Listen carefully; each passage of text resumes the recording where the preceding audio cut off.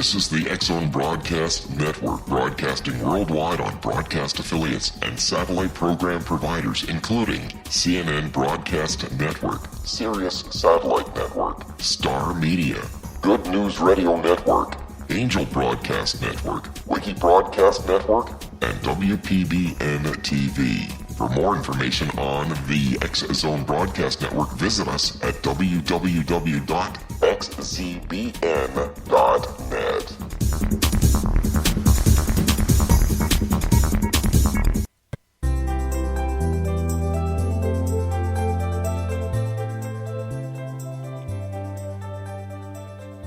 Welcome to Know the Name, Know the Genius in You, where in a single moment you can recognize your brilliance and change your life. This is a transformational hour that covers an array of topics that demonstrate how individuals use their native talents, as shown in their name, to look at the ordinary in extraordinary ways. Albert Einstein once said that everybody's a genius. Why would one of the smartest people on the planet declare that everyone is a genius unless he knew that to be true? I'm your host, Sharon Lynn Wyeth, creator of Namology Science and author of Know the Name, Know the Person. And in each weekly show, you'll hear the fascinating ways other people discovered the genius in them and what they were able to accomplish. At the end of each show, you'll hear clues on how you can recognize your own innate genius. All over the world, people have many, many diverse interests. And in that vein, people have asked about different occupations and areas of life that have interested them. People want to know how highly successful people have managed to achieve their genius mindset by utilizing the gifts that are seen in their name using namology science. So how does someone express their creative talents? And how does someone share those gifts with others in such a way that all benefit? Our expert tonight is Diane DiResta, who has developed her genius in the area of being able to deliver knockout speeches. Diane is founder and CEO of DiResta Communications, a New York City consultant serving business leaders who deliver high-stakes presentations, whether one-to-one, in front of a crowd, or from an electronic platform. Diane is the author of Knockout Presentations, How to Deliver Your Message with Power, Punch, and Pizzazz, an Amazon.com category bestseller and widely used text in college business communication courses. She has the unique ability to get to the core of the message and translate the complexity into simplicity. Diane has media-trained sports and entertainment celebrities, including the NBA, the WNBA, and USGA. Diane is past president of the New York City chapter of National Speakers Association and former media trainer for the NBA and WNBA. Diane is a certified speaking professional, a designation held by less than 12% of speakers nationwide. And her blog, Knockout Presentations, made the top 50 public speaking blogs. Names indicate our major lessons in life, which come in one of three packages: health, relationships, or finances. And in Diane's name, she says that she's chosen to learn her major lessons through relationships and to major in family relationships, whereas the bad and the good all come from the family. It's highly important for Diane, according to her name, to feel included by others. And also, she wants to assist in creating a better world. Her name also indicates that she has a very generous heart, besides just wanting to make the world better for everyone, and she has a very good memory. Welcome to Know the Name, Know the Genius in You radio show, Diane. Well, thank you, Sharon, and what a great introduction. I will agree that my long-term memory is really good. The short-term is not what it used to be, but that was really accurate. Thank you. Yes. Well, we see so much in a name, and so I'm just delighted to have you on the show. How did you discover your gifts initially? How did you know this is what you wanted to do, to speak? I didn't. I originally was going to be an English teacher in high school. English was my favorite subject, and yet there were no jobs at the time. And after I took my first required speech course, I heard about the field of speech pathology, and it interested me, and I started down that route. And I actually was not speaking at that time. I was working with children who had speech and language disorders. And then I started to volunteer to do teacher inside trainings and realized I liked speaking. So to fast forward, once I left and went to corporate training and then went out on my own, I started to get involved in speaking, giving seminars and coaching, and I joined National Speakers Association. That's when I really got involved in speaking. So the number one people have per so many studies and books is the fear of speaking, and yet you're an expert in delivering knockout speeches. Were you ever afraid of speaking in front of crowds? And if so, how did you overcome this fear? It's interesting you say that, because the first class that I took, my first freshman year in college, I got closed out of everything and I needed one more 3-credit course, and it was public speaking. I didn't care. I was just so glad to be a full-time student. But when it was my turn to give my first introductory speech, I started to feel more and more nervous, and all of a sudden I heard this whisper in the back of the room, and the woman said, "Look, her shoulders are shaking." And I wanted to dive under the table at that point, never come back. But I did. And I got a B in the course, so I was not a standout. But what I realized now that I didn't know then, is that gifted speakers are born, but effective speakers are made. So yes, I was nervous, but with a lot of practice, I became very good at it. And honestly, now I am not nervous as a speaker. I'm very confident. That doesn't mean I won't get nervous if the stakes are really high. So what I would want the listeners to realize tonight is that everything is contextual and situational. That means that... Okay, hold that thought. Contextual and relationship. We're going to hold that thought. We need to take a break. Stay tuned to Know the Name, Know the Genius in You, which can also be heard on knowthename.com. After the break, we'll find out more about Diane and what it takes to create a knockout presentation.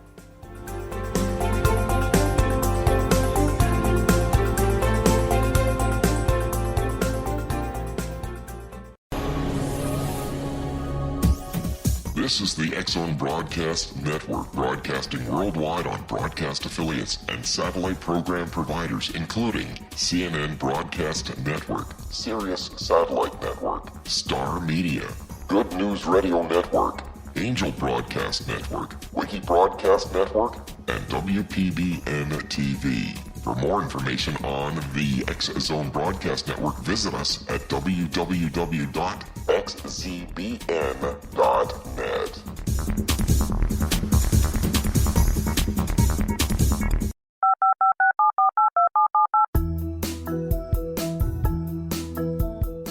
Did you know that when you're on the road with limited data or Wi-Fi, you can still listen to the X-Zone Radio Show with Rob McConnell, The Science of Magic with Gwilda Wiyaka, X-1, Dimension X, Space Patrol, and every minute of the X-Zone Broadcast Network by calling 213-401-0080, courtesy of Audio Now.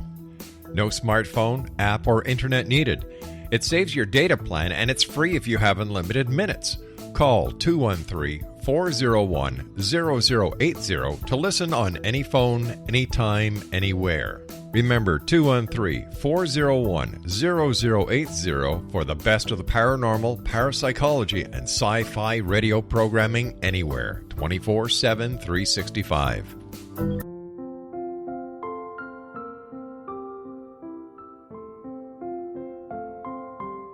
I am Dr. Carl O'Helvey, founder, president of a new cancer foundation focusing on evidence-based physical, mental, and spiritual interventions, including natural cancer cures, prayer, meditation, affirmations, nutrition, and other related holistic cancer prevention and cure modalities.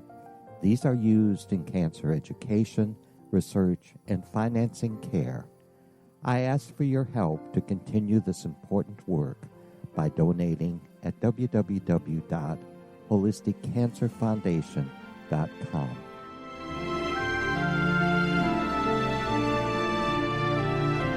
Hello, I'm Pete Marsh. With my daughter Justina, we will be presenting the new radio show, Too Good to Be True.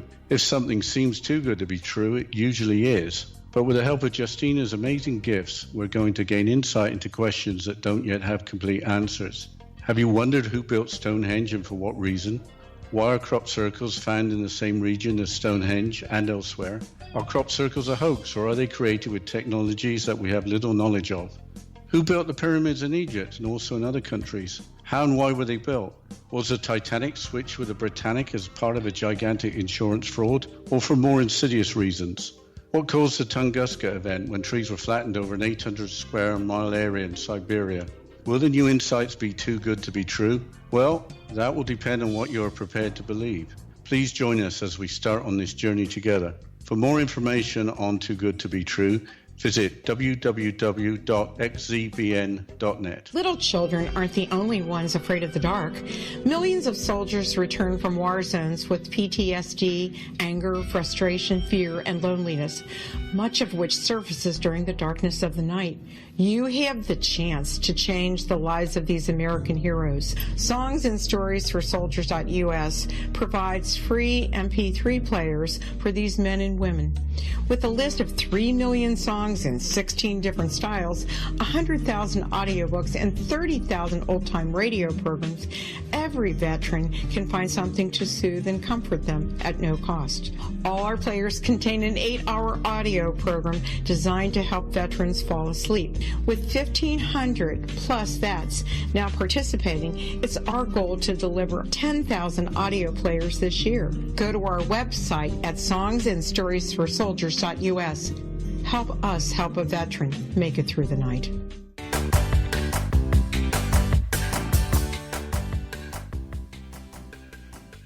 Welcome back. I'm Sharon Lynn Wyeth, and you're listening to Know the Name, Know the Genius in You, which is being heard on xzbn.net and knowthename.com. Our guest tonight is Diane DiResta, author of Knockout Presentations, How to Deliver Your Message with Power, Punch, and Pizzazz, and she can be reached via her website at DiResta.com. That's D like in David, IRESTA.com. Okay, Diane, right before the break, you were talking to us about the difference between being a gifted speaker and an effective speaker. Would you mind finishing your thought? Sure. So, yes, some people are born with a gift, but I really believe, and I know from my work with people, that anybody can be effective in delivering a message. And everybody gets nervous, and I get nervous sometimes too if the stakes are really high, because it has to do with the situation or the context. So here's how you get over the nervousness. 2 things. It's mindset and skill set. And the first thing is mindset. So when I work with people, we work on what are the limiting beliefs, what are you seeing in front of you, what are you hearing, what are you believing about yourself and the audience. And here's what most people do. They give the audience too much power. Realize that the audience is on your side. And when you're really nervous, you're being self-centered because it's all about me, myself, and I. So get over yourself. It's not about you. It's about the audience. So the first thing is changing your perspective. The second thing is the skill set. The more you know what confidence looks like, sounds like, and how to speak the language of confidence, the more confident you'll be. So when I work with people, we start at every level. We look at the visual. What do you do with your hands? How do you make an eye connection? We work with voice. How do you project? How do you pause? And we listen to the words that you use. Are they impactful or are they disempowering? And then when people understand that there is a skill set to speaking, then they become more confident because they know what to do. Wow. I bet everybody would have wanted to know that before they ever had to take that very first speech class of theirs. Yeah. And I didn't know it. I learned the hard way, seat of the pants. So that's what I put in my book. When I wrote Knockout Presentations, I wrote it as a seminar in a book. So it's the next best thing to having me. So if you can't be live in a seminar or a talk, you can read the book, and there are exercises, and the skills are broken down, and there are checklists and do's and don'ts and templates for organizing your thoughts. So there are solid skills to be learned, and then it takes a lot of practice. So it's whether you're playing an instrument or learning to ride a bike or drive a car, it takes time, and the more you do it, the more skilled you become. So you took this speech class and you started giving speeches. How did you get started in the business of helping others give speeches? When did you realize that you had that gift and talent that you could help others? Well, it started with speech pathology in children, but I was actually working with children who had delayed language, who stuttered, who were unintelligible. And then after about 8.5 years, I went to a small consulting firm, and I learned stand-up training. And then I went to Solomon Brothers, and I was doing management training. And then I was at Drexel Burnham. And then I left the corporate world and went off on my own because I realized I enjoyed training. And it evolved from there. I continued to develop my skills, and I realized that I have a gift for understanding what people need and for seeing people's uniqueness and for inspiring and giving people the confidence they need to take those next steps. And one of the ways I do it is by breaking things down into smaller steps that people can manage. And so most speeches, do they have a set number of smaller speeches? I mean, is there kind of like a formula that you come up with that you start with a joke, or you start a certain way, or you have the middle a certain way and the end a certain way, or is it more free flowing depending on the person? I meet people where they are, Sharon, so it depends on what the nature of the talk is and the audience. But I do have an approach which I call listener-centered communication, and that's a whole chapter in the book. And the reason I devote so much time to it is most people are speaker-centered and they're not listener-centered. So speaker-centered sounds like this. Today I want to talk to you about. Well, that's all about you. What listener-centered communication does is it focuses on the listener in terms of what's important to them. So I spend time really digging to find what is that hook. What is the hot button, or what is the thing that's going to get that person or that group nodding in agreement and leading with that? And when you get that hook or that benefit statement and it resonates with them, then the rest is easier. So what you're doing is you're leading them down a path. It makes you more impactful. It makes you more influential. When I coach people, it really depends on what they need. And I don't like to be formulaic. In other words, I don't think you should start with a joke. Most people can't tell jokes. However, humor is a great thing. What's most important is engagement and interaction with the audience as opposed to being a talking head. So we work on skills like that so that you start to have a relationship and a connection with the audience, because it really is about relationship more than anything else. What every audience is, go ahead. No, go ahead and finish. All right. What every audience is thinking on a subliminal level are three things. One is, who are you? And the thinking is, who are you as a person? Are you friend or foe? Do I like you? Can I trust you? So that's the personal piece. The second thing they're thinking is, who are you to tell me? Meaning, how have you earned the right to be here today? And that's your subject matter expert. What are your credentials? And the third thing they're thinking is WIIFM. What's in it for me? Okay, I like you. You have the goods. You have the credibility. But why should I sit here for the next 30 minutes? What am I going to get out of that? So whenever you can address those questions up front, you will have an engaged audience. And one of the things that you can do is to embed question 2 in your introduction. I'm working with someone now who's an investor, an angel investor, and a lawyer. And when she first started her talk, it was very heavy on her introduction. And I said, this is too much about you. You need to get into this right away. You can take a lot of those credentials and put it in your introduction so people know that you have that credibility. So it's those three things that are really top of mind for an audience. Sometimes it's conscious and sometimes it's not. But they're thinking that. Okay, so a lot of people may want to be a speaker, but to be a speaker in front of others, you have to be able to find an audience. So how did you begin with finding your audiences? The easiest way to be a speaker is to sign up with a company that has programs and sends out speakers. So I started with things like American Management Association and seminar companies, because you're learning their programs and they do the marketing and they send you out. So that is the easiest way to get started. Then from there, what I did is I started to develop my own programs and products. And I had one consulting assignment, and then that led to another, and that led to another. So that's the easiest way to get started. I would recommend, in terms of your skills, join Toastmasters. It's a great way to get your confidence and to have that ongoing experience and practice. Now, for people that don't know, Toastmasters is a group of people that all want to be speakers, and they practice speaking to one another, and then they get feedback from everybody. Is that correct? Yes, that's right. It's Toastmasters.org, all one word. It's all over the world. Google it, and you'll find some place in your community that has a group. So I highly recommend it. And professional speakers often belong to it, too, to hone their skills. What were your stumbling blocks? That's a starting point. You know, everybody has stumbling blocks along the way. What were yours, and how did you overcome them? As a speaker? As a speaker and getting started in business and making clear what you wanted. You know, because sometimes we'll start down a road and we'll say, this is what we think we want. And we go down that road. And then sometimes we go, I don't know if I'm good enough at this, even though I want it, you know, and so sometimes we try to second guess ourselves. I mean, like everybody has stumbling blocks somewhere along the line. Well, the stumbling blocks would first be lack of experience. I jumped in not knowing what I was doing. And here I am, I'll say 20 plus years later. So stumbling blocks were lack of experience and the lack of confidence. I would put it into those two categories.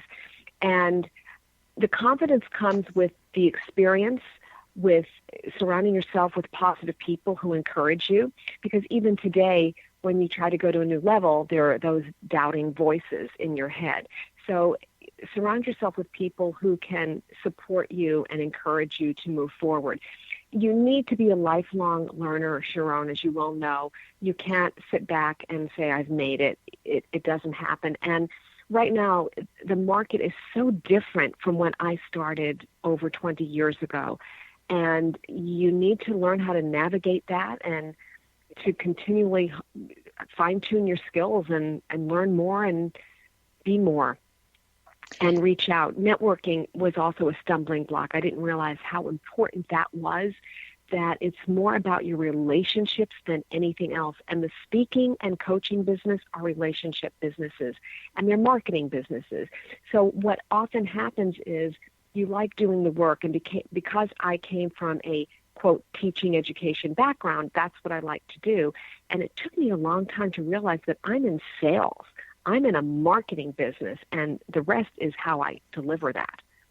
So that was a stumbling block for a long time.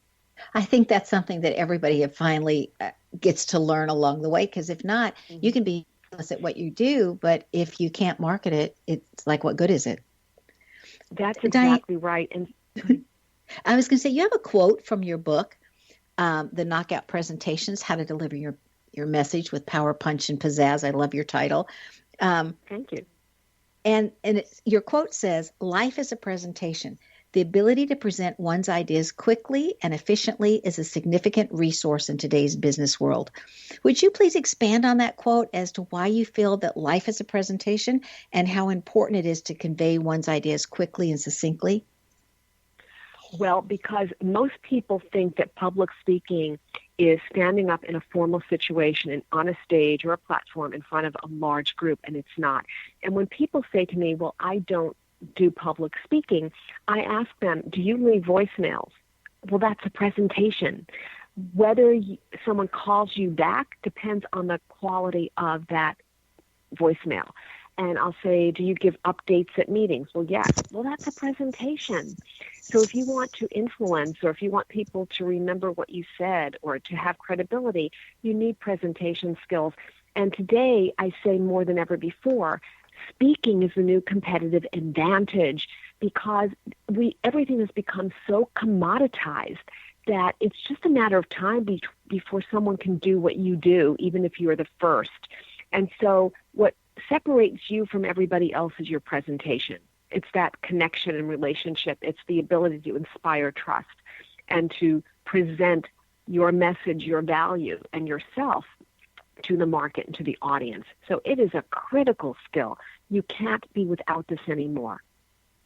You know, when I lived in Japan, it seemed like they took apart the neighbor's lawnmower and then they put it together better, and pretty soon they were building lawnmowers.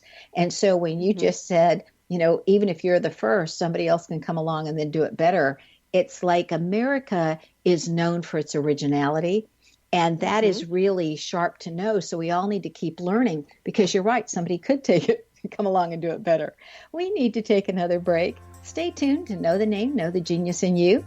This show is dedicated to sharing how to present yourself with power, punch, and pizzazz.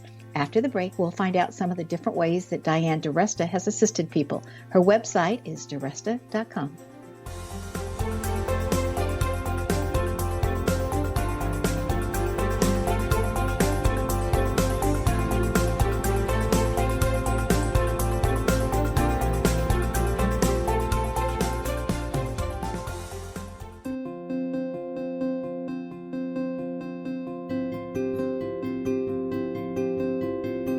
Dreams are our personal gateways into infinite wisdom. Don't miss shamanic counselor and indigenously trained dream decoder Sandra Corcoran's inspiring book, Shamanic Awakening Between the Dark and the Daylight.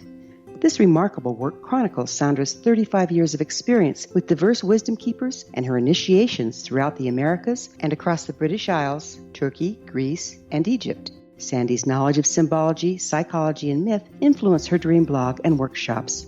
Sandy offers private tarot readings, international journeys, a meditative CD, as well as her book, Shamanic Awakening, to encourage you as you navigate this earth walk, creating a deeper connection to yourself and all that is. Find this and more at Sandy's website, starwalkervisions.com.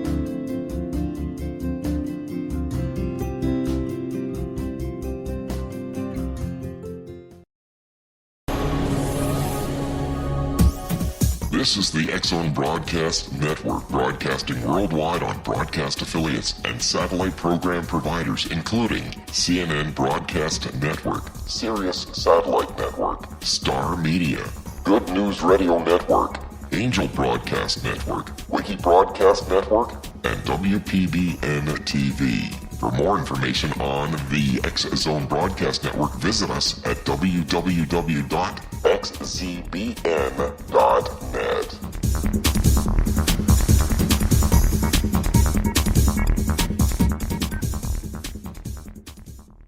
How would you like to be able to read other people's minds? Well, the next best thing is here. When you know how to read a person's name, you know how the person thinks, feels, and behaves. Each letter in our name holds a key to unlock our true essence. Our name contains both our gifts and challenges in this lifetime. Mnemology science discovers personality secrets hidden in the placement of the letters of our names, including the first and last impression people remember about us.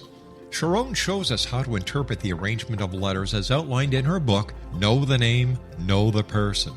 Sharon Lynn Wyeth created mnemology science after 18 years of research and testing her theories, and has supported thousands of people around the world in understanding themselves and others better. You'll enjoy Sharon's unique teachings as she shares her system to learn the gifts behind your given birth name. Even if you don't like your birth name, there are jewels in this book. If you're thinking of changing your name, ready to name your child, or wanting to get along better with others, this is the book for you. If you'd like to improve your relationships and change your life for the better, get the book today, Know the Name, Know the Person, or visit www.knowthename.com. That's www.knowthename.com.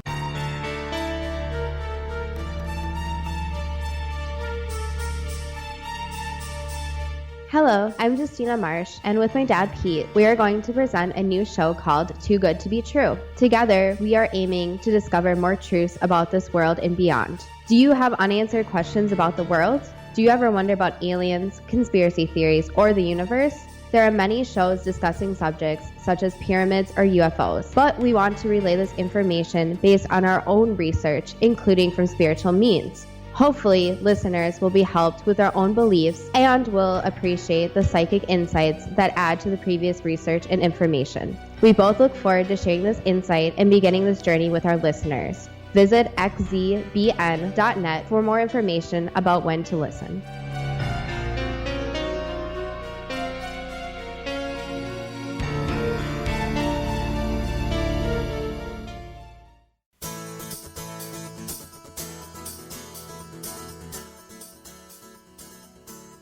Welcome back. I'm Sharon Lynn Wyeth, and you're listening to Know the Name, Know the Genius in You.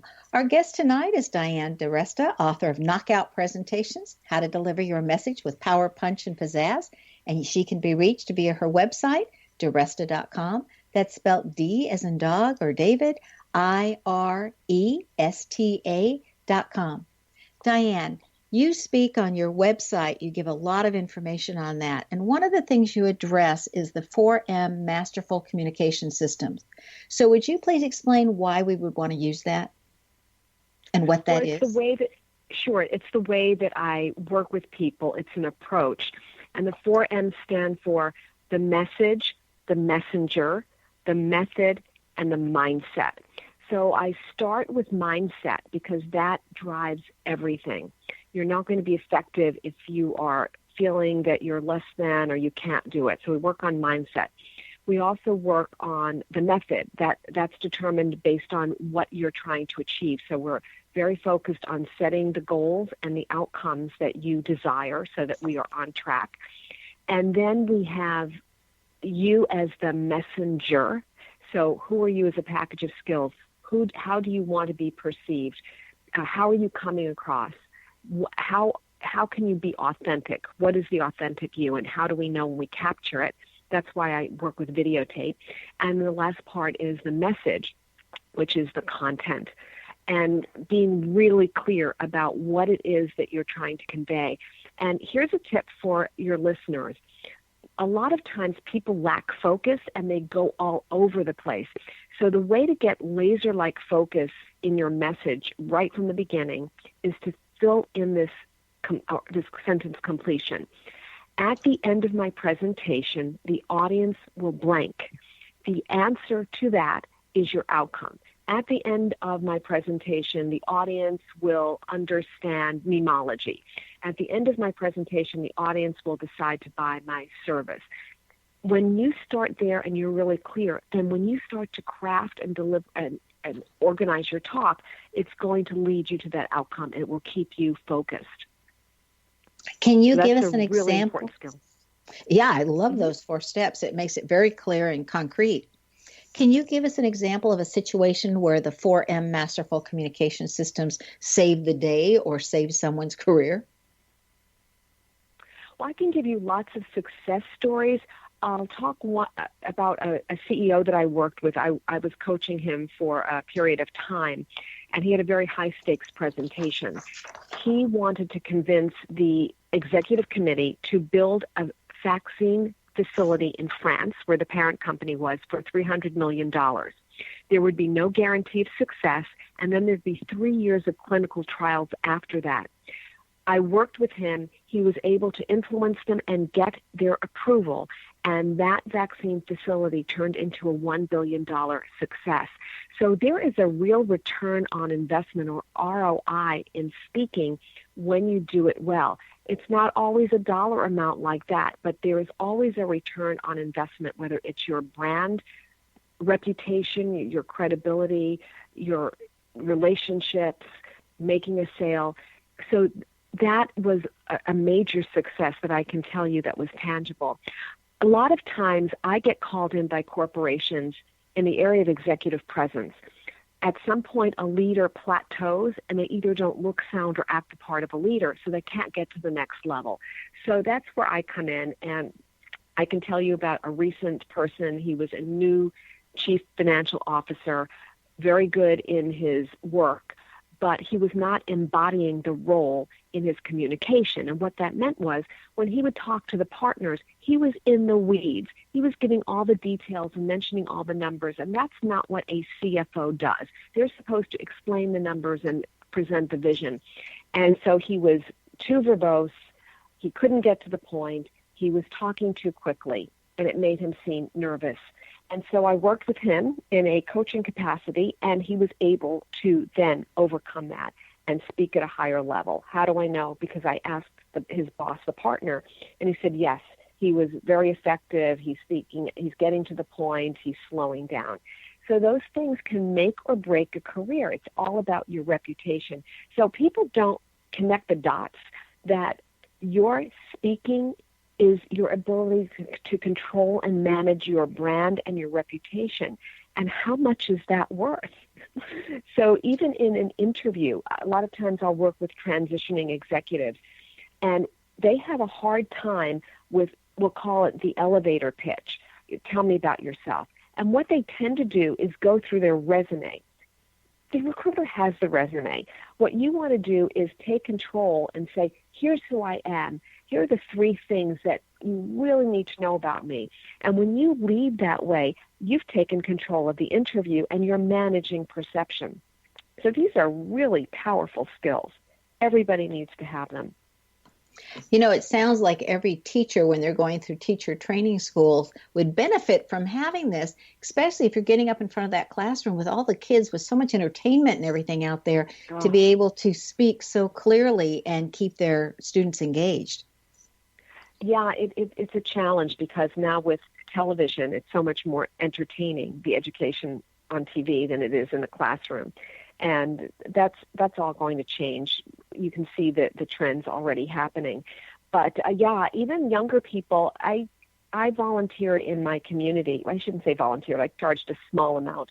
But I created a confidence class for 7th grade girls at the request of a parent in the neighborhood. And I ran that class 3 times. And these young girls really did extremely well when they knew the skills, because they don't really teach this in most schools. They're not really prepared to be able to present themselves. So do you have that as an upcoming book so that could be duplicated in different schools, how to teach the confidence class to middle schoolers? I don't, because I've decided to be very targeted. So my sweet spot is the C-suite, senior executives. That's where I focus. And my book, though, can be used in high schools, and it has been used as a college text.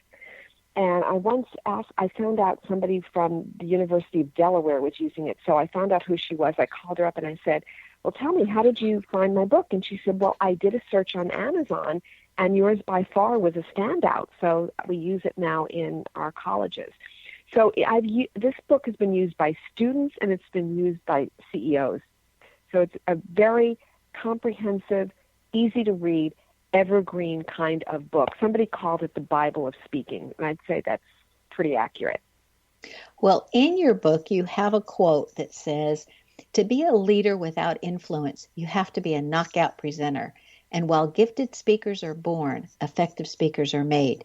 What does it take to become an effective speaker? What are they doing that regular speakers are not? What's the difference? How can you tell? They're working at it. They're practicing, and they're doing it more often. It's very hard if you rarely give presentations to get good at it. And that's why I said earlier, join Toastmasters, because you need to be doing it frequently. And so what they're doing is they're getting training. They're going out and doing it. They're stepping up. A lot of people avoid this skill. And as I said earlier, you can't avoid it and be effective. You really need this for career advancement. So I would definitely recommend that people read books, watch videos. By the way, I have about 109 YouTube videos. And if you go to youtube.com/Diane DiResta, that's DIANE, DIRESTA, you'll see a lot of instructional videos, very short clips that will be helpful. So I have things that are for free, like that, and then there's coaching and seminars and talks. But I would say here's one thing that people can do. Watch TED Talks. That's very instructional. Watch what the speakers are doing. You'll learn a lot. A big piece of effective speaking is storytelling. So if you can tell your story in a very short way, you're going to be effective. So when I say telling a story, I'm not talking about necessarily a motivational story that takes 15 minutes to tell. But instead of just giving facts, if you can, in your updates, say, here's what we did, here's what happened, here's the result. That's a type of story, and people love stories. So here's something that people can test right away. Try this experiment. When you're talking, do part of it with facts. Just tell the facts, and then switch over and start to tell a story. Then come back and give facts. and then tell another story, and watch what happens in the audience.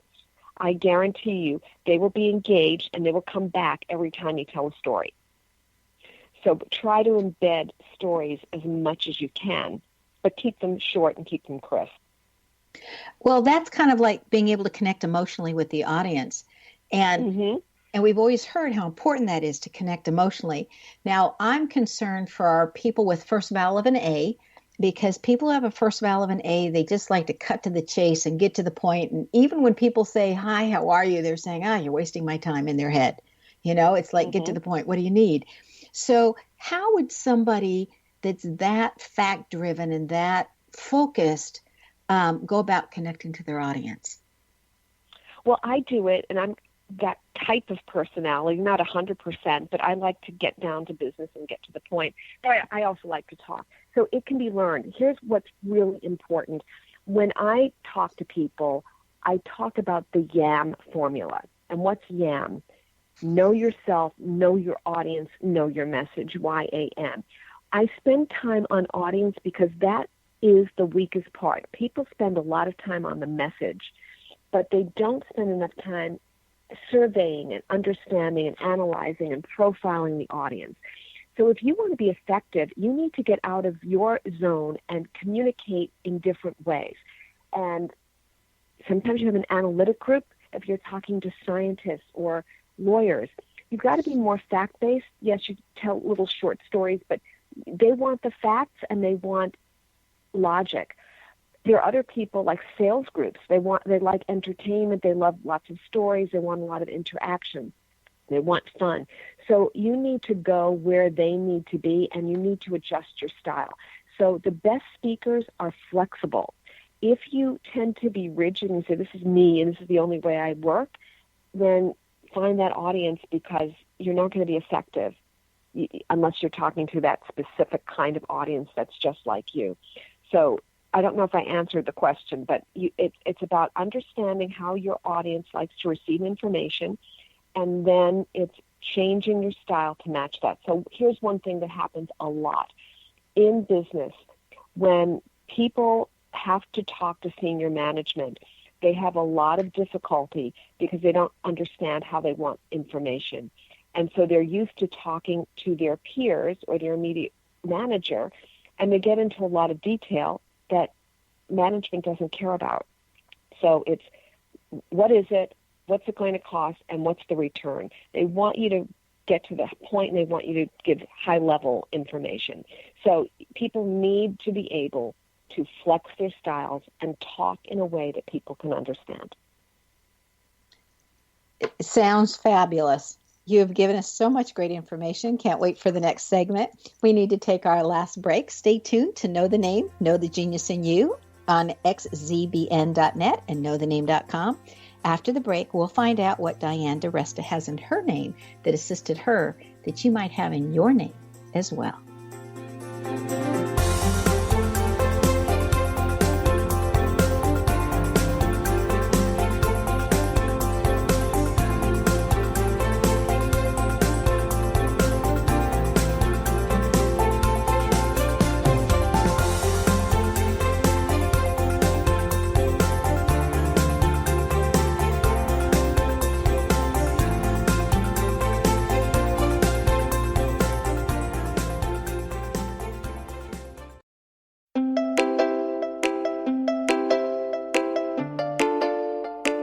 Are you curious? Do you want to learn more about how the world works and have fun at the same time?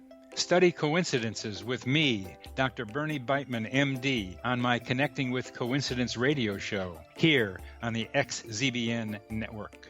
Listen to Jungians theorize, statisticians randomize, true believers evangelize, while I categorize. I dance to the rhythm of coincidences. People who experience me see more of them. Maybe something on the show matches a thought in your mind. Let us know. Expand your mind to the weirdness happening around you. Synchronicity spoken here, there, and everywhere.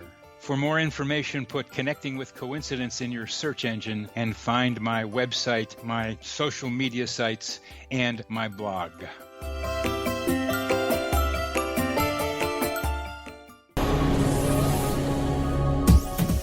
This is the X-Zone Broadcast Network, broadcasting worldwide on broadcast affiliates and satellite program providers, including CNN Broadcast Network, Sirius Satellite Network, Star Media, Good News Radio Network, Angel Broadcast Network, Wiki Broadcast Network, and WPBN TV. For more information on the X-Zone Broadcast Network, visit us at www.xzbn.net.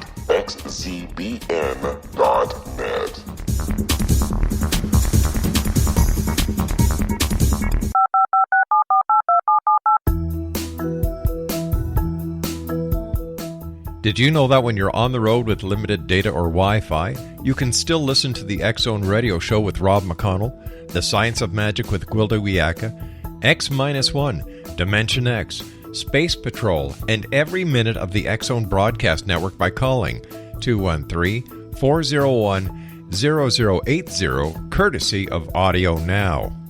No smartphone, app, or internet needed. It saves your data plan, and it's free if you have unlimited minutes. Call 213-401-0080 to listen on any phone, anytime, anywhere. Remember 213-401-0080 for the best of the paranormal, parapsychology, and sci-fi radio programming anywhere, 24/7, 365.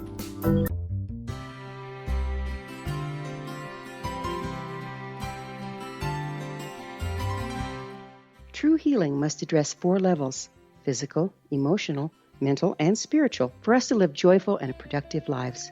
We tend to treat 3 of the 4, leaving the spiritual languishing. If you're tired of the same dysfunctional patterns cropping up in your life, Soul Balancing is for you. Trixie Phelps, owner and founder of Soul Balancing, is a naturally gifted energy healer trained in numerous esoteric forms, including shamanism. Trixie has created a powerful modality that safely and effectively clears your energetic field. A Soul Balancing session can remove interference, heal trauma, and restore your hope. Contact Trixie for a life-changing long-distance session today, www.soulbalancing.world.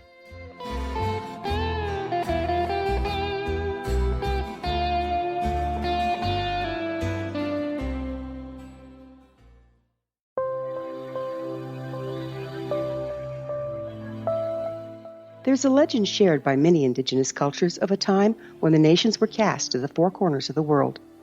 Each nation was given a body of sacred knowledge that held a different portion of the truth to preserve. True reality could not be known until all the nations reunited, combining the information.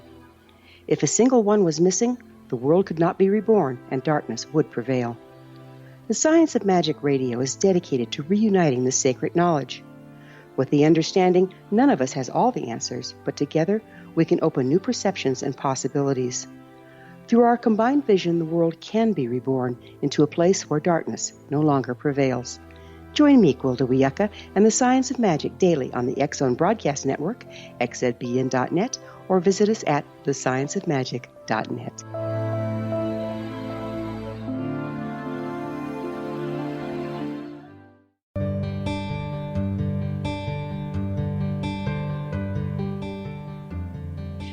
Welcome back. I'm Sharon Lynn Wyeth, and you're listening to Know the Name, Know the Genius in You. Our guest tonight is Diane DiResta, whose website is diresta.com. That is her last name, diresta.com. She has taken her speaking skills to a level where she's able to captivate an audience. She assists others in being able to do the same. Diane, you were invited by the Alliance of American Russian Women to speak at in Moscow and St. Petersburg during the Russian transition to a market economy. When I was in Russia, I loved the architecture of both these cities, and the museums in St. Petersburg I thought were just absolutely fabulous. How did you find both cities, and were you able to add some sightseeing to your stay there? I was blown away by the architecture in both Moscow and St. Petersburg, and St. Petersburg is a beautiful city. It was a life-changing event because, as you said, the market was changing, and I did a talk on how to sell to the American market, and there were certain concepts that weren't prevalent at that time, and one of them was the idea of quality control and consistency in your product. So I was explaining what was of value to the U.S., and one of the things that is true of the U.S. is that we are a power punch and pizzazz kind of culture. And when I've spoken to people in different cultures, and I've spoken on 4 continents, and I've worked with the Swiss here in helping them understand the U.S. mindset, I always tell them, if you learn nothing else, understand that the United States is a sales and marketing culture, and it's getting worse. I mean, that's what we're about, and you need to be able to have that ability to sell your message. And so that was one of the messages that I gave the women in Russia, but it was so life-changing, and I'm so grateful for that opportunity and that experience. Well, we're often invited through our news media to consider Russia our enemy. I found the people incredibly friendly and nice while I was there. So how did you find your stay there? And were the women receptive to your talk? Very receptive. And here's what I've learned over the years, Sharon. People are not their governments. So if we can separate government from people, you'll find that people are the same everywhere. I mean, everywhere. We all want the same things. We want the best for our families. We want to feel safe. We want to feel fulfilled. We want to be comfortable. We want to have good jobs. We all, we want to be free. We all want the same things. So I'm a curious person, so I always ask people questions, and I like entering their world. I'm from a military family. I lived in Germany twice as a child. I went to 8 different elementary schools. So that's where my love of foreign cultures comes, and it makes me very curious and interested. So when I'm traveling, I want to go native. I want to eat their food, and I want to go where they go. So I generally have a very good experience no matter where I go. I think it's fabulous that you're able, that you were able to do all of that, because I've lived in Germany and in Japan and in China and worked there. Yeah. And it's just, it gives you such a different perspective, especially when you come back and then there's things that you just say, oh, thank God I'm back in the United States. And other things you say, oh, I really miss this from over there, Yeah. So here's a thing to be aware of, though. When you are speaking in different cultures, and this is for people here too, because we're multicultural now, you do need to change your style sometimes. So, for example, when I was starting out, I wanted business at the UN. The person who was interviewing me was a woman from Germany. Now, although I tell people that you should use gestures, and gestures are a good thing, in Germany, they don't use a lot of them. And so as I was gesturing, her eyes were looking at my hands. Pretty soon, I stopped gesturing because for her it was a distraction, and it made me less credible to her.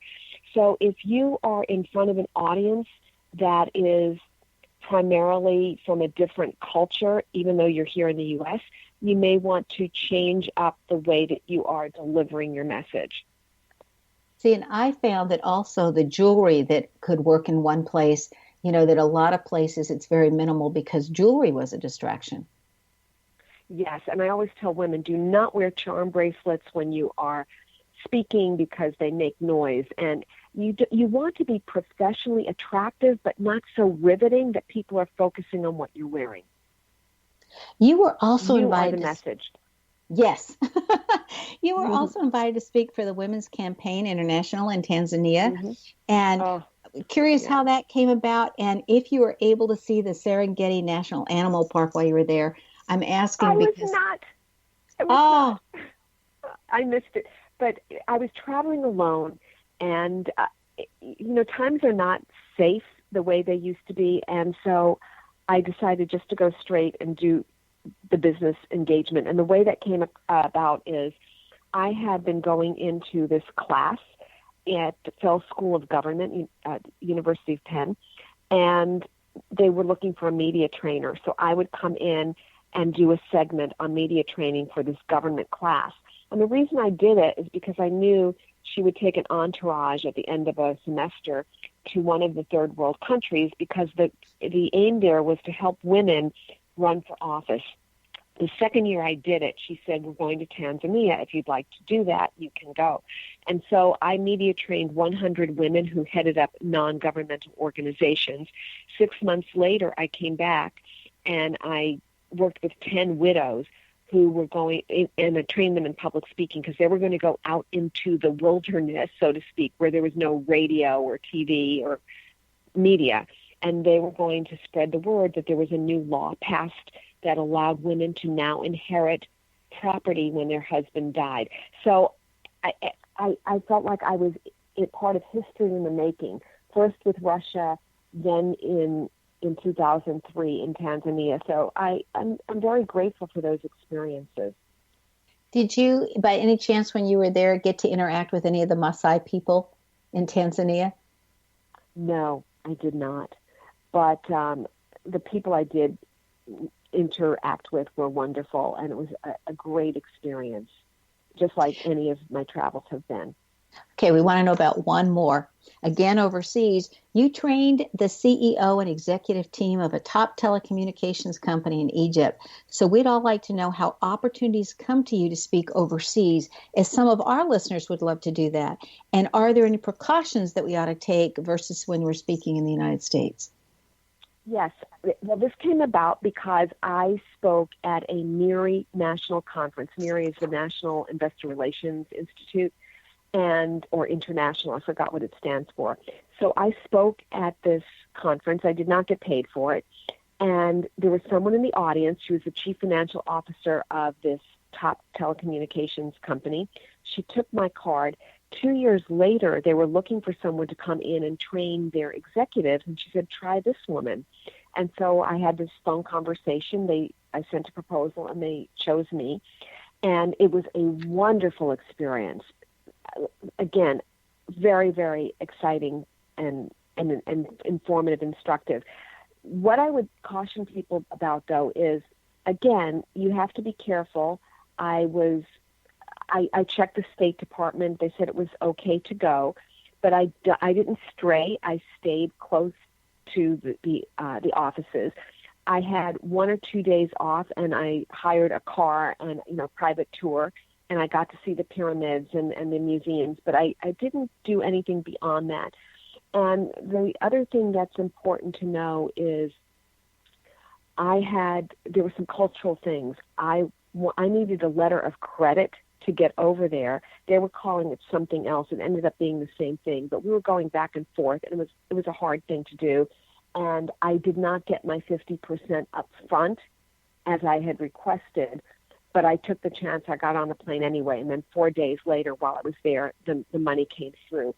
So you need to do those upfront legalities and have good advice and advisors when you're doing contracts and those kinds of transactions. But it was a wonderful experience. And I would encourage anybody to do it. So one way to get business overseas, you can join an international Rotary. They have meetings all over the world. So if you're a member of I'm in New York. So if you're a member of, let's say, New York, and you're going overseas, you can find out when that meeting is. And because you're a member of Rotary, you can go there. And you can volunteer to speak, and that's how you can make some connections. A lot of it is relationships. Right, because once they know you, then they feel better about hiring you than just a stranger that they've heard about. Yeah. So I would put that out there. If people want to do overseas speaking, you can also go to chambers. There are a lot of chambers here in New York, but go to foreign chambers. Where do you want to speak? Do you want to speak in Brazil? Well, go to the Brazilian chamber, offer to give a talk, start to get to know people, build relationships, use LinkedIn, and ask people who you know have gone overseas and have spoken, and find out, are there any other opportunities for other speakers? Sounds great. Thank you so much for being with us, Diane. Be prepared to be surprised and pleased when you experience Diane DiResta's work. Her website, again, is www.diresta.com. Diane's name indicates that she has chosen to learn her major lessons through relationships and to major in family relationship, whereas the good, the bad, and the ugly all comes from the family. And we always hope there's a lot more good than anything else. This is found in the first vowel of her first name being an I. If your first vowel of your first name is an I, you too have chosen to learn a lot from your family relationships. Do you know where your genius lies? I'm Sharon Lynn Wyeth, host of the radio show Know the Name, Know the Genius in You, which can be heard every weekday at various hours right here on xzbn.net radio, an X Zone radio station, and on knowthename.com. Tune in to hear the fascinating ways other people discovered the genius in themselves and what they were able to accomplish. In every upcoming show, you'll hear clues on how you can recognize your own innate genius. If you wish to know how to read a person's name or more about your own name and how you can discover your innate genius, go to the website, knowthename.com, and give yourself the gift of a session to find out what your name says about you and how knowing what your name says can help you to live to your best and highest. This is Sharon Lynn Wyeth, signing off.